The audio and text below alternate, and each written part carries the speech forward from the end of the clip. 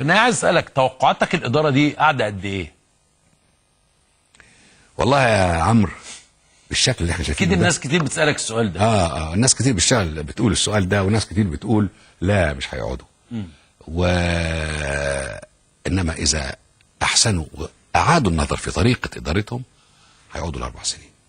انت عايزهم يقعدوا؟ انا طالما انتخبوا ويحكموا حكم يديروا مصر اداره جيده لمصلحه كل المصريين مش هنعترض عليهم.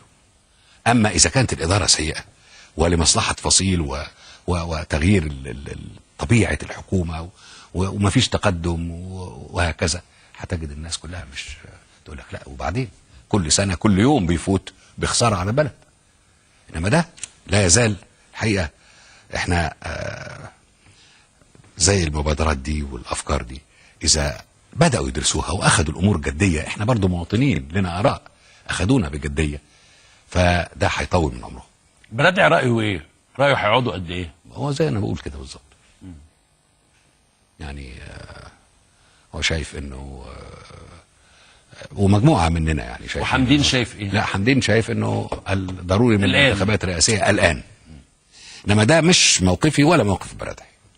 بشكرك شكرا جزيلا. شكرا على الوقت الممتد، ودايما بتبقى سعاده ان حضرتك تبقى موجود معانا نسمع كلام كتير في السياسه. شكرا جزيلا. شكرا.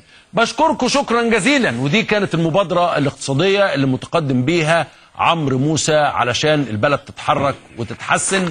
غدا حلقه جديده من القاهره اليوم، ارجوكم ابقوا معنا. القاهرة اليوم برعاية